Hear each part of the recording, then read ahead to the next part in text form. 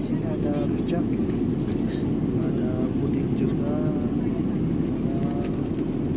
ada coklat juga, ada keju. Nah, kita mau lihat menu. Saya pesan chicken. Lihat chicken. Oke.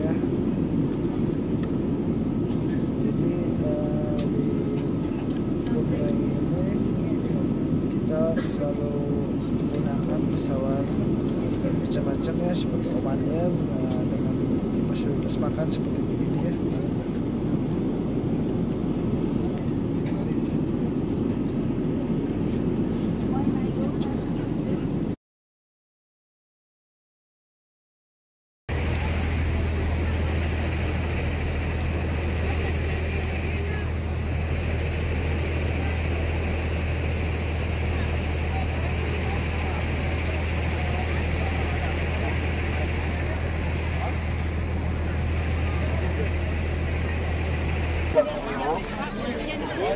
Belakang lagi. Ya. Jadi itu ada tangga ya, yang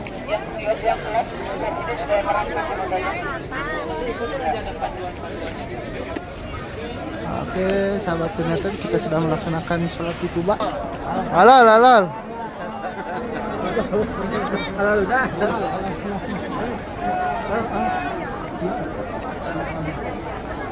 Alhamdulillah. Mari kita sekarang cari bibit kurma buat ditanam di Indonesia. Boleh.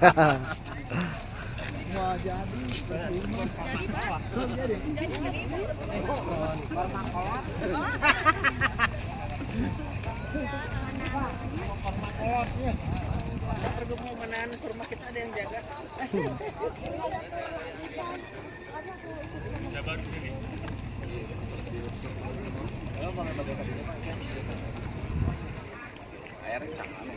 Oh, kita alami apa?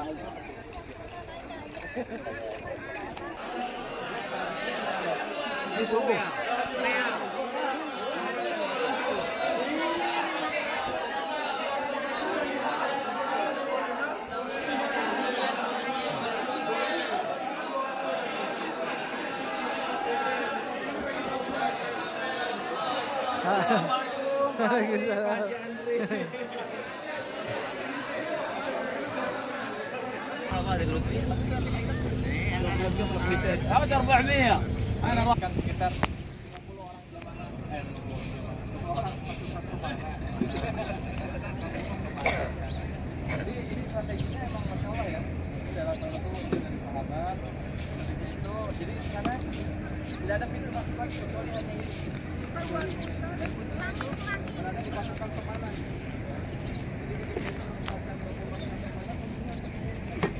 Sudah ada serangan dari arah belakang. Jadi pada ruang ketika itu para pasukan pemanah ini bergoda oleh Muslimat.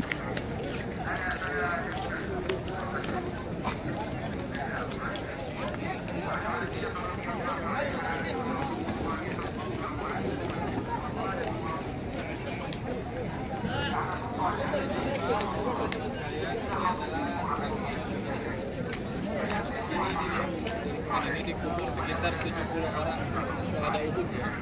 Jadi kita di sini tidak bisa melihat yang mana ukuran Hamzah, yang mana ukuran Umar, yang mana ukuran Abdullah. Karena ketika itu ketika berangkat jadi satu dimakamkan. Jadi tidak banyak yang melakukannya.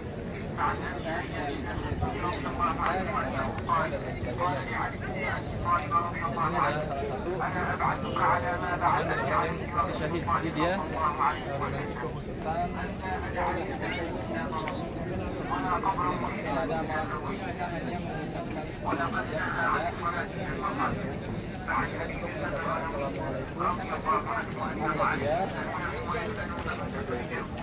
Jadi kalau kita memohon ada keinginan kepada Allah Subhanahu wa Ta'ala ya. Karena Allah itu maha mendengar dan maha mengetahui hati hambanya itu, kita tidak menentukan perantara, kita meminta kepada Allah Subhanahu wa Ta'ala. Di sini faedah dari ziarah kubur adalah yang pertama untuk mengingat kematian ya Pak. Ini nih masa depan kita seperti ini akhirnya apa ya, kita terbuat dari tanah kembali lagi menjadi tanah ya. Kita tidak membawa apa-apa, membawa apa-apa kecuali hanya amalan ibadah saja. Kecuali hanya amalan ibadah saja. Kita baca aku jadi dari itu seorang hamba tugas dari bagian adalah amal soleh dan dari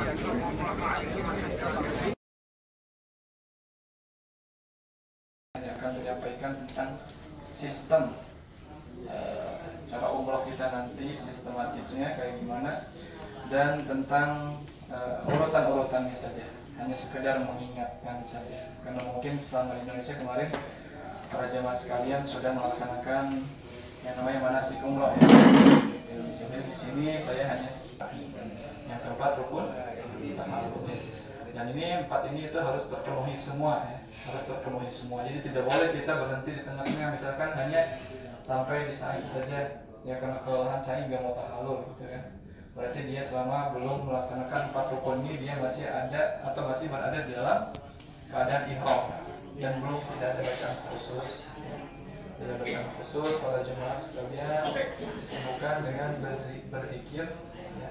Mulai berzikir, antara zikir-zikirnya adalah dengan beristighfar ya. Astagfirullahaladzim atau astagfirullah wa atubu ilaih, atau dengan doa yang masyhur yang sering kita dengar, subhanallah walhamdulillah wa la ilaha illallah.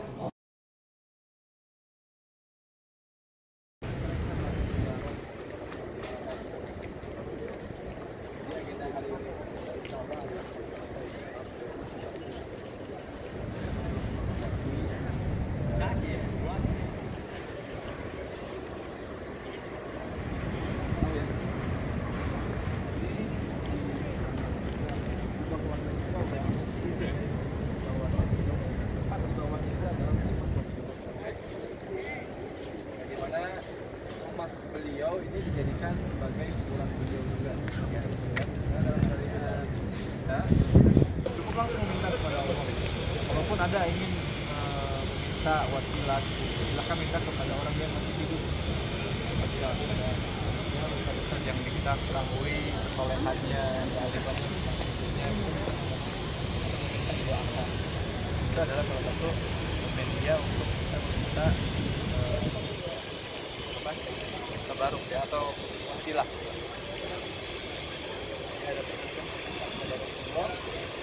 Pada umumnya kepada Rasulullah aja nggak boleh gitu, apalagi kepada yang selain Rasulullah ya. Ini Rasulullah adalah makhluk ya, orang yang paling mulia di atas orang paling terbaik. Orang di antara para Rasul adalah Rasul yang paling Rasulullah melarang hal itu, apalagi dengan orang yang biasa-biasa saja ya, yang mungkin kiai-kiai yang mungkin ya banyak di Indonesia ya, banyak PR kita bukan ya, PR kita semua ya, harus diterima itu banyak sekali ya.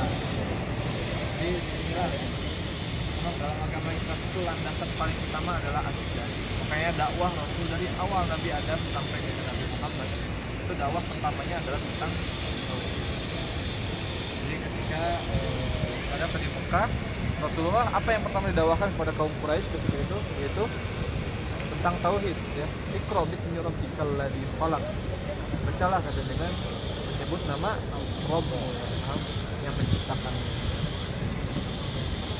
Jadi orang kaum Quraisy pada zaman dahulu itu tidak bukan berarti tidak memahami kata syahadat la ilaha illallah ya. Tidak memahami, bukan berarti tidak memahami, akan tetapi mereka itu tahu konsekuensi ketika kita mengucapkan syahadat asyhadu alla ilaha illallah wa asyhadu anna muhammadan abduhu wa rasuluh. Mereka tahu konsekuensinya itu apa yang harus dilakukan ketika sudah mengucapkan syahadat itu. Nah, jadi wajib semuanya kita menghilangkan seluruh rob-rob selain Allah gitu. Karena waktu dulu kita bisa tahu bahwasanya di Masjidil Haram itu bukan hanya ada Ka'bah, tapi banyak sekali berhala. Berhala itu sekelilingnya banyak, ada sekitar mungkin 300-an lebih. Ya, sekitar 300. Nah, Rasulullah diutus untuk tauhidkan para kaum kafir, tapi mereka menolak, sehingga akhirnya Rasulullah pun hijrah ke kota Madinah. Nah inilah hijrah dari awal Rasul sampai sekarang kita ya, sampai sekarang kita selaku umat manusia harus selalu mendakwahkan tauhid paling kecil kepada keluarga kita, terus orang-orang terdekat kita, dan sekitar kita. Jadi jangan diremehkan hal-hal tauhid.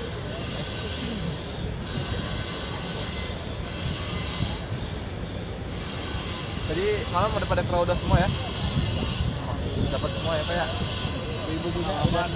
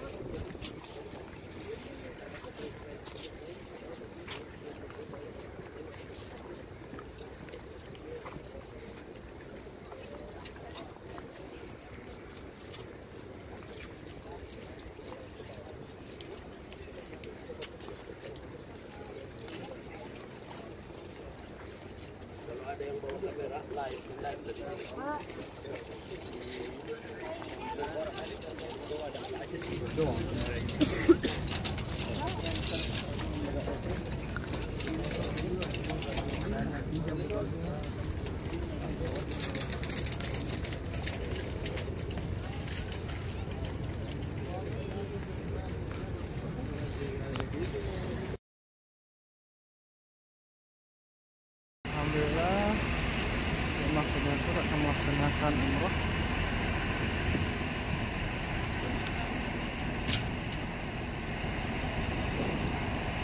والنعمة لك والملك لا شريك لك لبيك اللهم لبيك لبيك لا شريك لك لبيك إن الحمد والنعمة لك والملك لا شريك لك لبيك اللهم لبيك لبيك لا شريك لك لبيك إن الحمد والنعمة لك والملك لا شريك لك لبيك اللهم لبيك لبيك لا شريك لك لبيك إن الحمد والنعمة لك والملك لا شريك لك لبيك اللهم لبيك لبيك لا شريك لك لبيك إن الحمد والنعمة لك والملك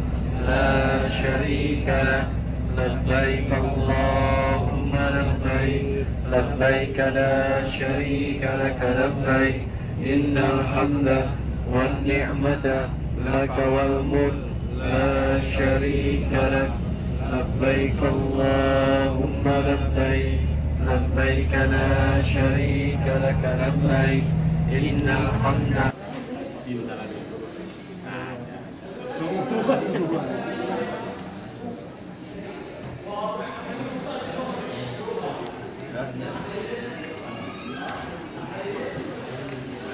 Oke, udah.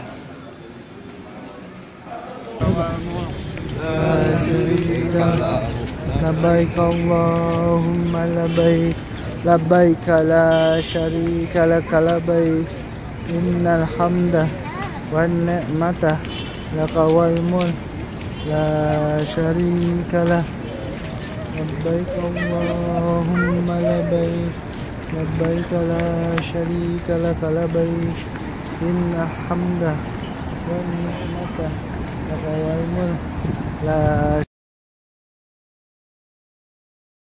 Oh.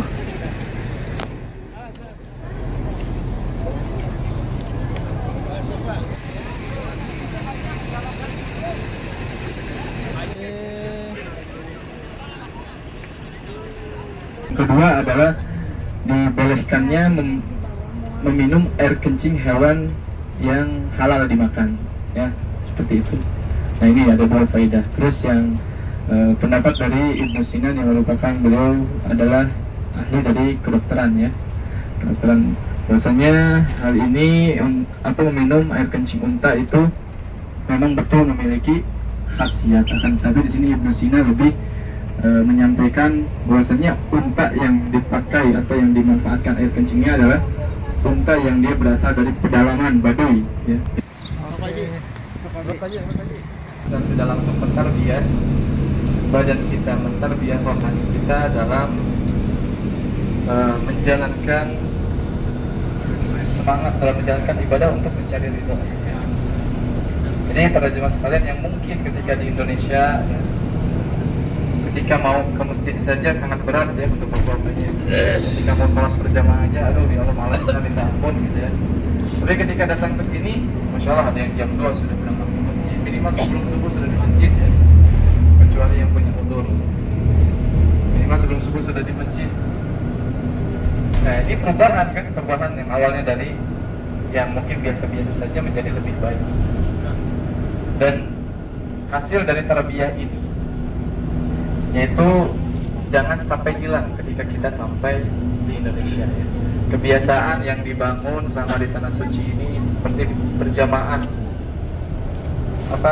datang duluan sebelum imam memulai takbirnya, seperti itu ya. Semangat dalam melakukan amal soleh, bersedekah atau apapun itu jangan ditinggalkan setelah nanti sampai di Indonesia ya. Justru harusnya ketika sampai di Indonesia minimal istiqomah lah ya. Istiqomah seperti yang dilakukan di sini. Dan lebih bagus lagi ya kalau lebih di atasnya lagi gitu ya. Jadi tahajudnya ditambah lagi gitu kan. Oh setiap hari, setiap waktu gitu ya, setiap malam kita sholat tahajud.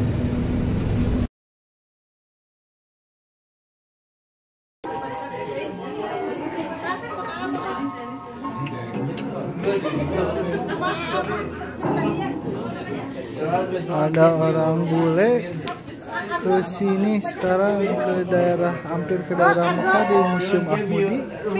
Nah, adalah sahabat berdatur, ini lagi pada makan.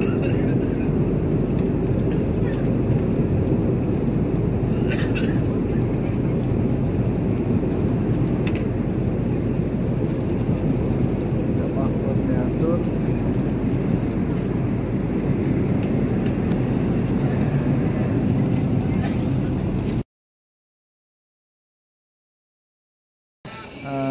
Mau nanyain Pak, ini gimana fasilitas dari Kurniatur?